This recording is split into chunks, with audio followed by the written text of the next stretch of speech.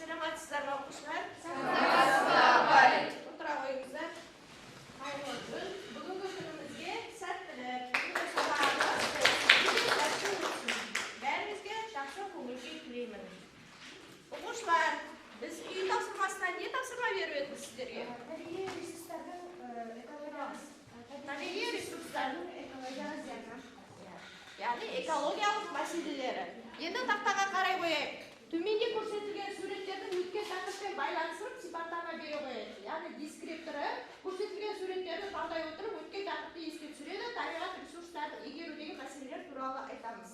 Ал сіздерде осы суреттер бойынша экологиялық мәселелерді талқылай қояйық.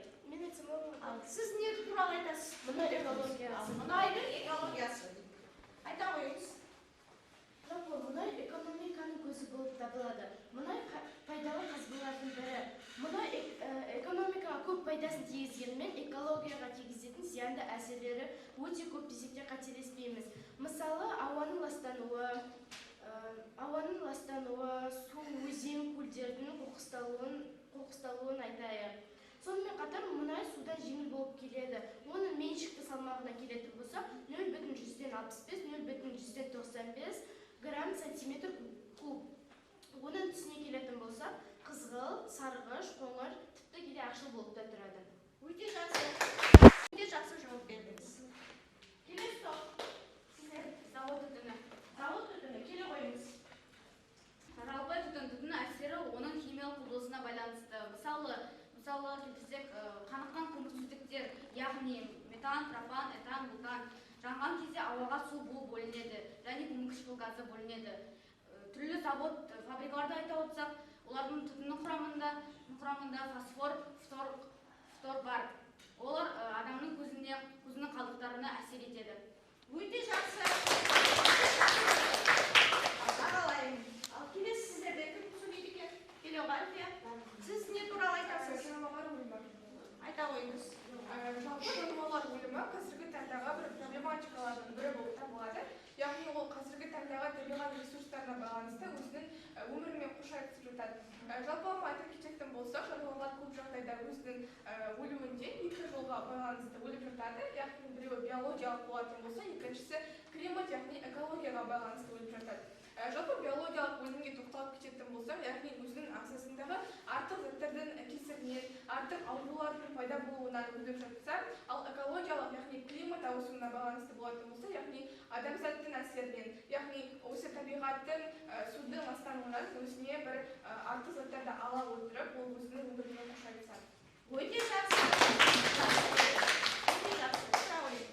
Енді оқушылар, сіздерге мына суреттерді таратамын.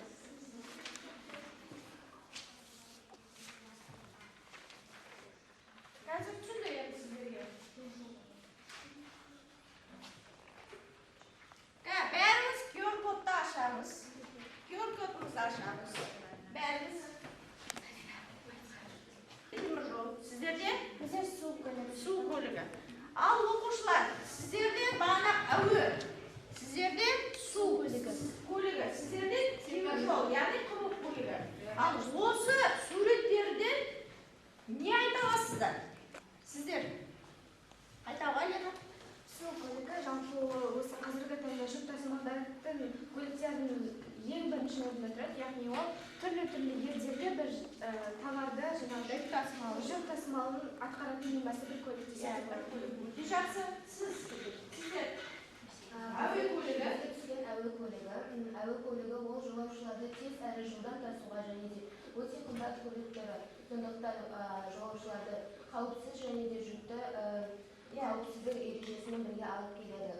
Жақсы, өте жақсы. Сіз Бізде теміржолдың суреті шықты, яғни теміржолды біз білеміз. Қазіргі таңдағы құрық көлігінің бірі де бірге. Негізі ол теміржол қазіргі таңдағы транспорт жағынан ең қолайлы болып табылады, өйткені қауіпсіз, сонымен қатар саяси экономикалық жағынан да пайдалы. жақсы, өте. Ал оқушылар, қалай ойлайсыздар? Осы суреттер біздің саламызға қандай байланысы бар деп ойлайсыздар? Қалай ойлайсыздар? Алина? Менің ойымша бүгінгі біздің тақырыбымыз осы үш көлік туралы түрлі мәліметтер жинау. Яғни біздің бүгінгі жаңа тақырыбымыз сонда осы суреттермен байланысты. не тақырып екен? Көлік түрлері, инфрақұрылым және көлік түрлері. Дәптерлеріңізді ашып, бүгінгі тақырыпты жаза қояйық. Мамырдың 12-сі.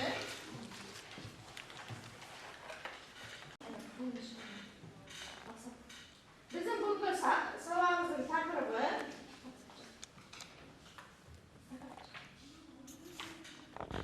яғни инфрақұрылым және көлік инфрақұрылымы.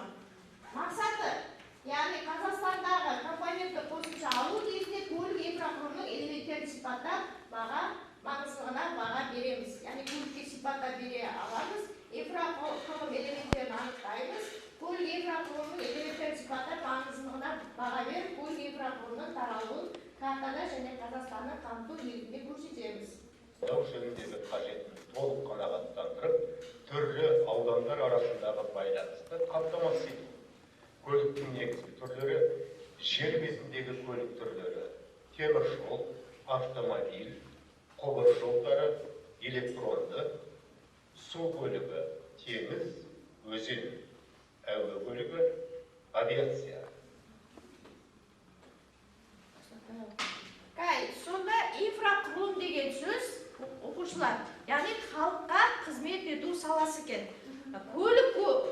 Көліктер біздің өзі де қандай салаға жатады екен сонда? Халыққа қызмет ету саласы. Халыққа қызмет ету саласына нелер жатады?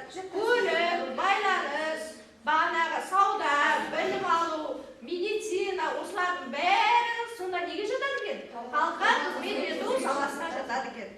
Халыққа қызмет ету саласының бір түрі бұл көлік түрлері. Көріп тұрсыздар ғой. Енді көліктің түрлері бағана құрлық көліктері, әуе көліктері және су көліктері. Сол ат бойынша біз топқа бөлініп отырмыз. Енді бағана нелеріңді ашыңыздар. Мен сіздерге мына суреттерді таратамын.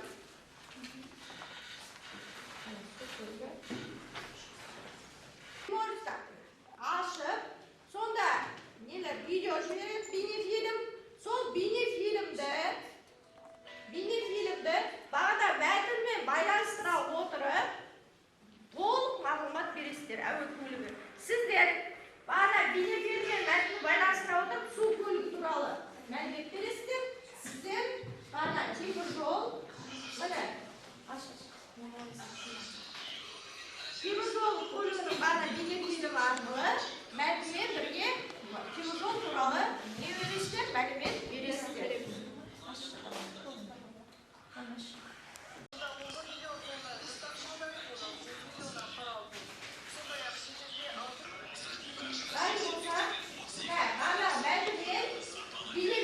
Байланыстыра отырып, толық мағлұмат бересіздер.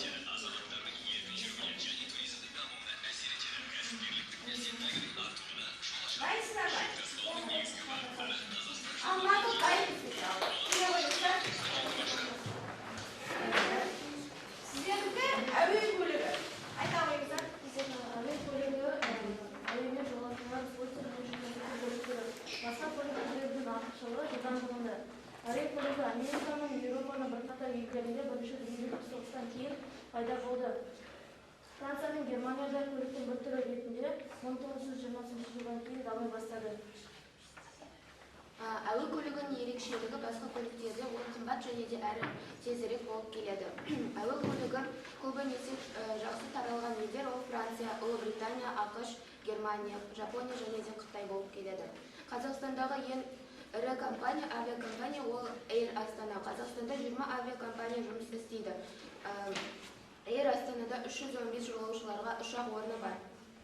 Қазақстанға 1918 жылы 9 қаңтарда тұңғыш ұшақ ұшып келді. Ұшқыштар Горбунцев пен Браус басқарған Фарман 30 ұшағы Марток және Новосергеевка бағытымен 1 сағат 20 минутта 350 км қашықтықта ұшып келді. Жақсы, бұл әуе көлігі туралы.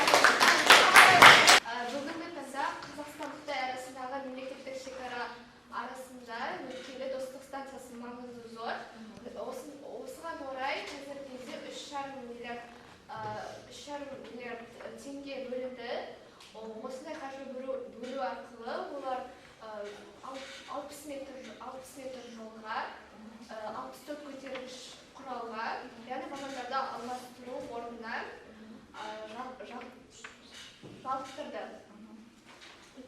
Қазақстанда тұңғыш темір жол 1894 жылы 25 қазанда ашылған болатын. Содан соң Орал Тартабаны темір жолы құрылысы басталды. Осы жолдың 130 шақырымы Қазақстан даласынан өтті және арада 4 жыл өткеннен кейін Урбах-Астрахань Тартабанды темір жолы Қазақстан даласынан өтіп жатыр. Бұл сонда құрылық көлігі. Келесі топ. Сау ойыңыздар. Су көлігінің маңызды рөлін теңіз көлігі атқарады. Су көлігі жерлер бұл су, өзен, канада және арал. Жалпы біз айтып кеттік, жаңағыдай осы кеме, яғни су көлігі, теңіз көлігі осы жүк тасымалдауда ең бірінші орында тұрады. Мысалға айтатын болсақ, бір товарды осы кеме көлігі тез және де жаңағыдай жақсы сапамен тезірек жеткізеді. Содан кейін кеменің үш түрімен айтып кетсек, яғни үш түрімен кеме, суна және шіп. Қазір үш тілдік деп айтадық қой. Алдарыңызда сөздік тұр. Міне, инфрақұрылым, орысша, ағылшынша айтасыздар. Инфрақұрылым, инфраструктура.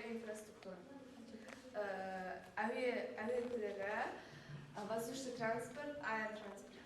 Жақсы, келесі. Су көлігі, кім шығады келесі? Су көлігі, водной транспорт, Ағылшынша? water transport. Келесі. Құрлық көлігі. Келе ол. Қазақша, орысша, ағылшынша. Құрлық көлігі, сухопутный транспорт, land transport. Жақсы. Өте жақсы. Яғни бағдағы оқушыларымызға керемет. Өте жақсы.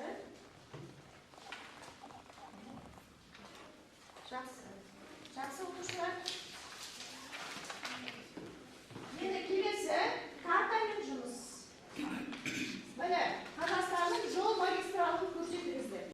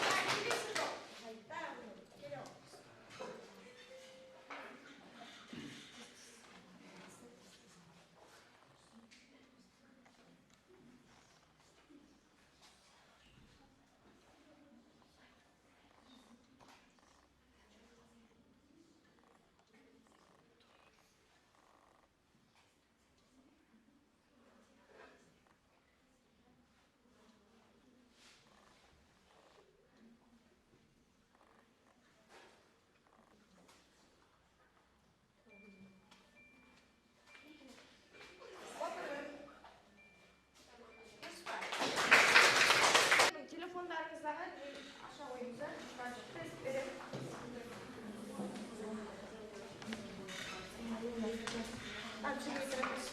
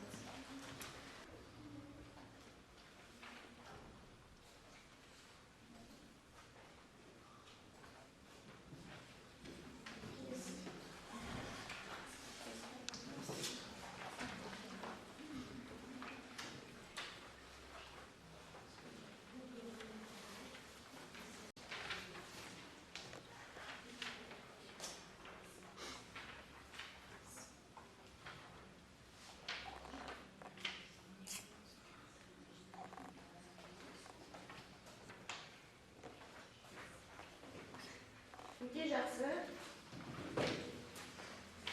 Сонымен біз бүгін қандай тақырыпты өттік, оқушылар? Көлік Инфрақұрылым. Онда көліктің неше түрімен таныстық? Сабақ көлігі, енді сіздерге үйге тапсырмаға Ақтау еліміздің теңіз қақпасы атты эссе жазуға беремін. Жаза аламыз. Ақтау еліміздің теңіз қақпасы деген эссе жазуға беремін. Топ басшылары, сіздерге мынандай бағалау парақшасы. Өздеріңіздің тобыңыздағы оқушыларға тез ұпай-пайларын қоя қойыңыздар. Тез ұпай-пайларын қоя қойыңыздар бағалау.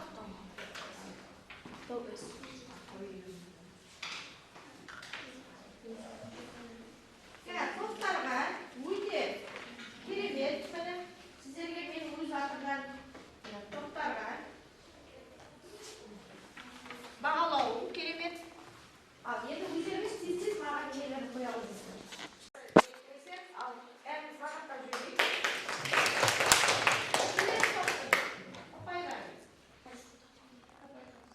Бұларға да сондай сағатқа өте жақсы қатысты 9 және 10 паймен бағалаймын. Жақсы. Өз атымнан бағалау сіздерге. Топтарыңызға. Сіздердікі де сондай екен. Бәрі оқушыларға да 9-10 паймен керемет деген бағанағы өзімнің бағалауым. Ал енді оқушылар алдарыңызда кер байланысты. Яғни мында 3 сөз. Төмендегі сөздер арасынан оқушылар өздеріне ұнаған 3 сөзді таңдайсыздар. Қуаныш, ашу, ыза, қанағаттану, шабыт, зерігу, алаңдау, сезімділік, рахаттану, немқұрайлық, сыйымсыздық келеді. Осының қай сөзі сізге өзіңізге жағымды? Соны келіп стикермен жаздыра қойыңыздар. Сіздерді жазып, қай сөз жағымыздар?